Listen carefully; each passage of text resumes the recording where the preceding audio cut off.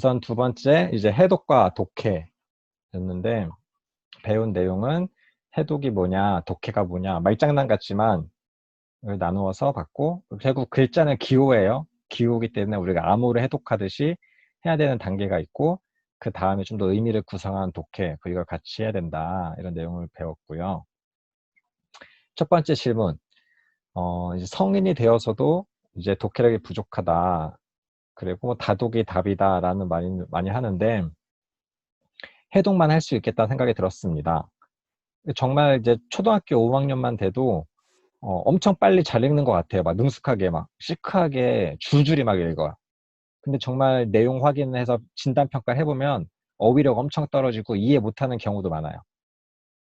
그래서 어, 단순한 해독이 능사가 아닐 수 있는 거는 맞고, 이제 문해력을 키울 수 있는 방법은 계속 여러분 동영상도 마찬가지예요. 동영상 보고 봤어요. 그리고 여러분이 네 라고 끝나면은 해독인지 독해인지 몰라요. 근데 계속 여러분에게 질문하라 그러고, 여러분 질문한 내용을 통해서 내용을 어디까지 파악했는지 확인하고 점검하고, 또 제가 질문하고 다른 사람이 질문해서 계속 생각을 자극해 줘야 돼요. 그래서 우리가 항상 책도 중요하지만 독후 활동, 이런 독서와 같이 하는 이런 활동들을 이제 계속 중요시하고, 독서 지도사가 있고 이런 게 혼자 읽어서 끝나는 거면 독서 지도사가 딱히 필요 없는데, 그 읽은 후의 활동, 읽기 전의 활동, 그걸 계속 질문하고 자극하는 이런 활동이 이제 필요한 겁니다. 문해력을 키우는데, 앞으로 배울 활동들이 이제 결국 우리가 장기적으로 문해력과 독해력 키우는 데 중요한 요소들이라고 할 수 있어요. 네, 다음 질문. 네. 어린 시절에 해독력을 키워주면 성인이 되어서 어휘력의 차이가 있겠지만 자연스럽게 되어지는 부분이 아닌가요? 거의 다 웬만하면 우리가 모국어 환경이라고 해요. 외국 아니고 우리 모국어 환경에서 모국어로 대화를 능숙하게 주고받은 사람들은 생활 속에서 어느 정도 어휘력은 갖게 됩니다. 그리고 또 성인이 되어서 어휘력을 개발하려면 어떤 방법이 있을까요? 우리가 그때 사전 얘기도 했는데, 여러분이 일상 회화 속에서 아무리 대화를 많이 한다고 해도 어려운 단어 거의 안 쓰잖아요.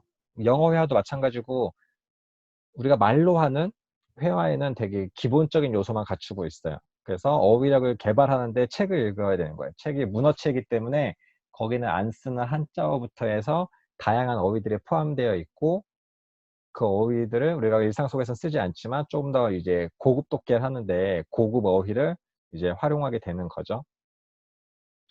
그래서 뭐 영어 교육하고 이럴 때 보면은 뭐 우리가 기본 뭐 뭐지 중심 문장 중심 어휘 몇 개만 알면 일상 회화이 가능하다, 이런 거는 우리도 가능해요. 근데 우리가 어휘력이 높다라고 하는 건 이 모국어에서는 조금 더 고급 어휘, 잘 안 쓰는 한자 어휘나 뭐 중의적인 의미나 이런 것들을 또 능숙하게 활용하는 것, 이런 것을 포함하고 있기 때문에 조금은 같은 말도 약간은 어려운 말, 뭐 사자성어도 써보고 여러 가지를 변주하는 연습을 계속 하는 게 좋습니다. 성인들도 초등학교 6학년 수준 어휘력에서 더 성장하지 않은 사람 많아요. 그냥 일상 회화만 되는 수준. 우리가 좀 더 발달시키기 위해서 계속 공부를 해야 된다. 특히 우리나라는 한자어가 많기 때문에 한자어가 좀 고급 어휘에 많이 포함되어 있어요. 그러면 사전도 찾아보고 그거를 또 내가 활용해보고 하는 것들이 필요합니다. 결국 책을 많이 읽으면 좋습니다. 독해를 키우는데. 또 해독과 독해 능력이 일정 수준에서 멈춘 청소년, 성인은 어떻게 지도해야 하나요? 결국 똑같아요. 제가 보여드린 영상에서도 뭐 초등학생이랑 중학생이랑 고등학생이랑 책 읽기 안 된 애들이 이제 계속 나오거든요. 근데 중학생도 똑같이 이제 기억, 니은, 디귿까지는 아니지만 쉬운 텍스트부터 계속 읽고 체크하고 점검하고, 우리가 점검하지 않으면 모국어는 잘 몰라요. 그래서 계속 진단하고 점검을 해야 돼요. 아는 것 같지만 물어보고 퀴즈하고 대화를 나눠보면 얘가 아는 것 같은데 잘 모르네, 이런 것들을 알 수 있어서 청소년이든 성인이든 뭐 자존심 상해할 수 있지만 약간 퀴즈도 많이 하고 대화도 많이 하고 이렇게 해서 진단을 하고 그 진단에 맞게 계속 어, 확인을 해야 됩니다. 그 독해 능력을 키워주기 위해서 어떤 방법이 있을까요? 사고를 키우는 데는 질문하고 대화하는 게 최고 좋아요. 그래서 여러분한테도 이거 계속 질문 만들려고 하는 게 질문을 하는 걸 통해서 생각을 자극을 할 수 있어요. 특히 어, 우리가 머릿속에 무슨 생각하고 있는지 다른 사람은 모르잖아요. 그거를 건드려 줄 수 있는 게 질문이고, 질문을 해야지 그 사람 머릿속에는 생각이 술술 나오기 때문에 우리가 질문을 통해서 이런 것들을 길러줘요. 근데 이제 어떤 질문을 하느냐에 따라서 내용 이해를 물어보는 거, 아니면 상상력을 물어보는 거, 비판적 생각을 물어보는 게 나눠질 수가 있어요. 그래서 어떤 질문을 해야 되는지는 추후에 같이 배울 겁니다. 하여튼 질문이 되게 중요하다. 계속 자극을 시켜줘야 된다. 그것이 능력을 키우는 데 포인트입니다.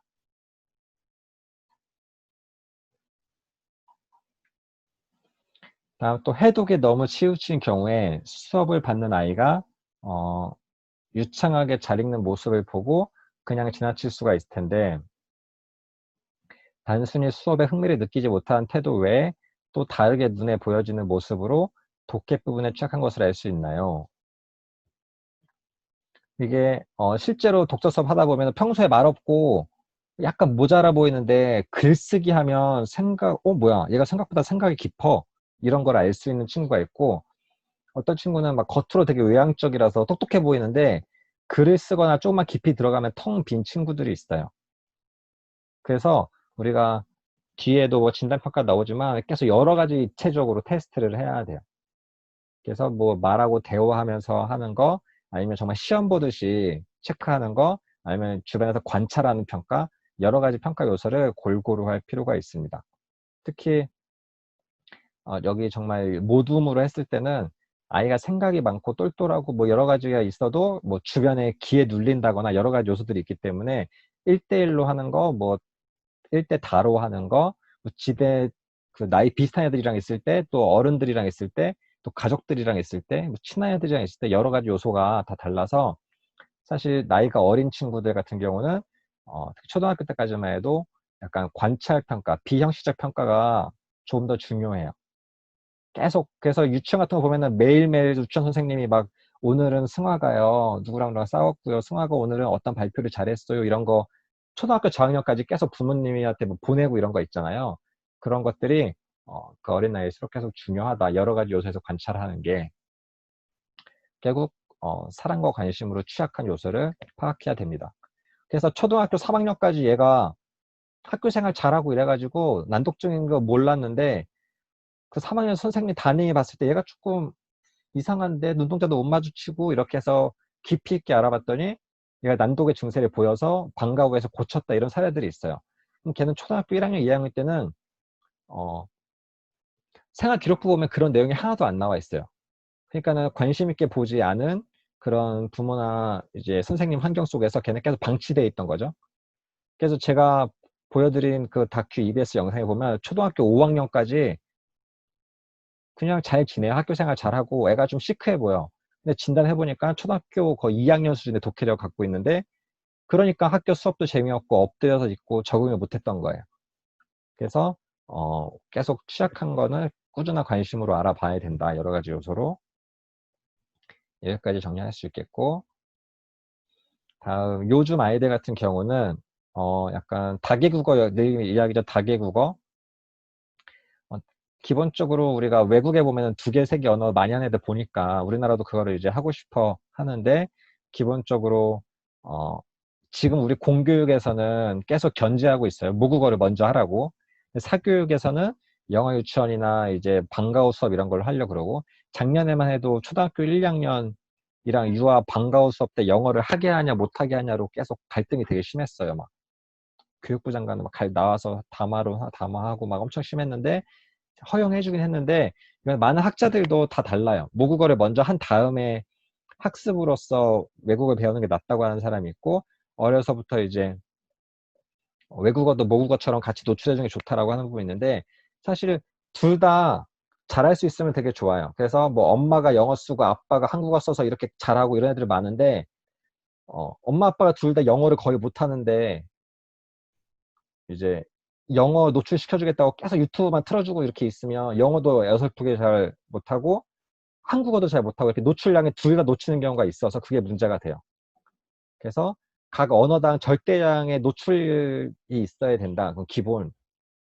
그래서 외국에 막 3개, 4개 하는 거 보면은 할머니랑 할 때는 뭐 독일어로 하고 할아버지랑 할 때 스페인어로 하고 엄마랑 할 때 영어하고 막 아빠랑 할 때 일본어하고 막 이런 애들이 있어요. 그럼 각자 각 언어마당에 이제 노출량이 충분히 되기 때문에 막 가능한 건데 그 자신 없으면 2마리 토끼 잡으려다가 모국어 놓칠 수도 있다. 실제로 영어 유치원 다녀와서 초등학교 때 모국어 능력이 떨어져서 못하는 사람도 많아요. 그래서 그거는 정말 균형 맞춰서 잘해야 됩니다.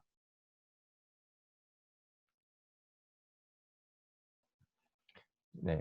여기서도 약간 음, 보호자의 상호작용이나 이런 걸 얘기하는데 모국어는 기본적으로 왜 옛날로 따지면 엄마랑 이야기하고 아빠랑 이야기하고 형이랑 이야기하고 할머니 할아버지랑 해서 모국어로 대화만 많이 나눠도 기본적인 모국어 해독 독해 능력은 갖춰져요. 근데 요즘은 핵가족이 돼 있어서 노출량이 굉장히 적어요. 그 노출량이 굉장히 적고 사실 부모님이 옛날같이 이제 애만 데리고 있는 경우가 아닌 경우도 많으니까 그러니까 계속 말 걸어주고 노출을 해줄 수 있는 상황이 되게 줄어요. 그러면 애는 이제 노출량 기본적인 모국어 노출량이 적어. 그 상태에서 엄마 아빠는 조금만 시간 있으면 한글 그림책보다 영어 그림책을 주고 영어 동영상을 보여주고 막 이러면 얘는 모국어의 절대 노출량도 떨어지는데 다른 영어 같은 외국어가 들어오고 이러면은 굉장히 혼란스러워 갈등이 생기는 경우가 있어요.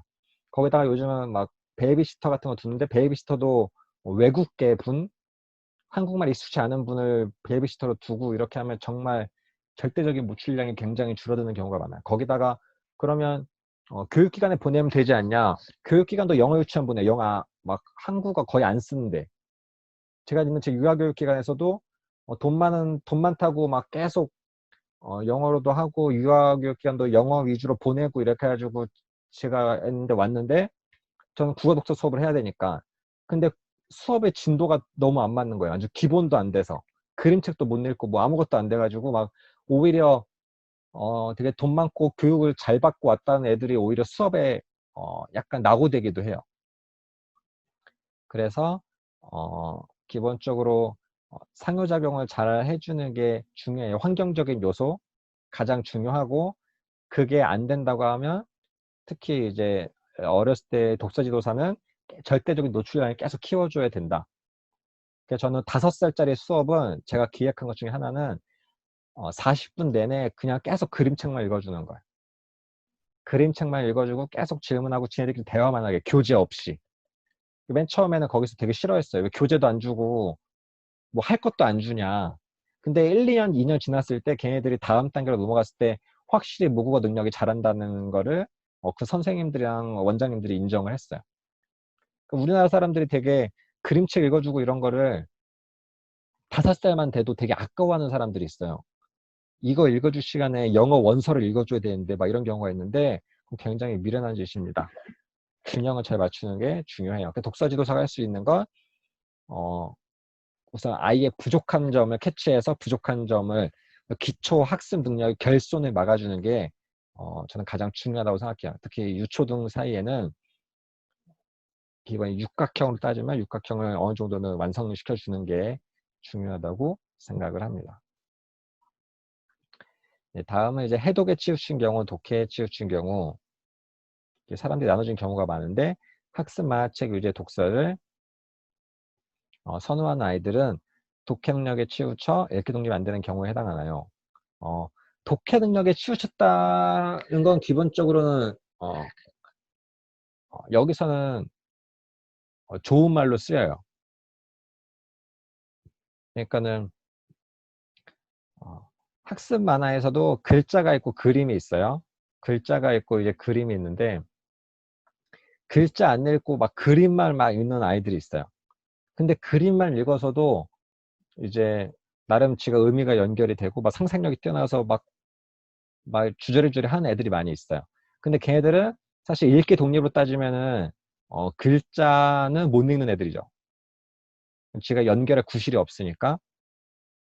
근데 우리가 해독을 제외한 독해라고 봤을 때는 얘는 상상력이 풍부한 아이처럼 돼요. 실제로 엄마들 중에서도 글자 없는 그림책을 더 좋아하는 엄마도 있어요. 왜냐면 글자가 없으면 아이들이 상상력을 막 퍼질 수 있어서.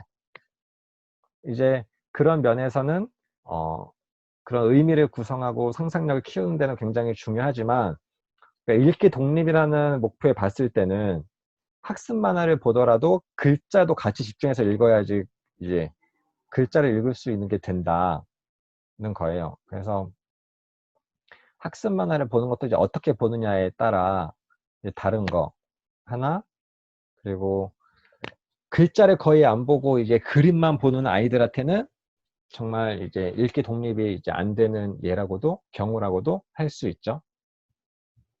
기본적으로 지금까지 해서는 해독이 약간 밑바탕 단계, 해독 이상의 독해, 그런 인식을 많이 갖고 있어요. 요즘은 근데 이미지 시대가 너무 강해졌기 때문에, 어렸을 때부터 유튜브나 영상, 이미지, 그림, 만화에 너무 익숙해지기 때문에 이런 역전의 현상도 발생을 하는 건데, 이제 그런 내용도 같이 포함해 주시면 좋을 것 같아요. 다음, 독자의 독해를 쉽게 하기 위해서 작가는 어떤 노력을 하냐. 작가는 쉽게 쓰려고 노력을 하죠. 알아먹을 수 있게. 옛날에는 조금 뭐 어렵게 쓰는 게 멋이었는데 점점 시간이 지날수록 무조건 쉽게 써라가 대세가 됐어요. 지금은 쉽게 써라. 요즘은 수학 문제도 해석하는 것 자체가 어렵거나 서술형 문제도 되게 어려워하죠. 그래서 아이가 독해 능력이 어떻게 부족한지 어떻게 아냐, 진단 평가를 해야 됩니다. 그리고 앞에서 우리가 뒤에도 배울 거죠. 평가랑 이제 단계별 능력 어떻게 향상시킬 수 있냐, 이 부분이 앞으로 이제 다양한 독후 활동이나 독서 지도를 통해서 향상을 시켜야 되겠죠.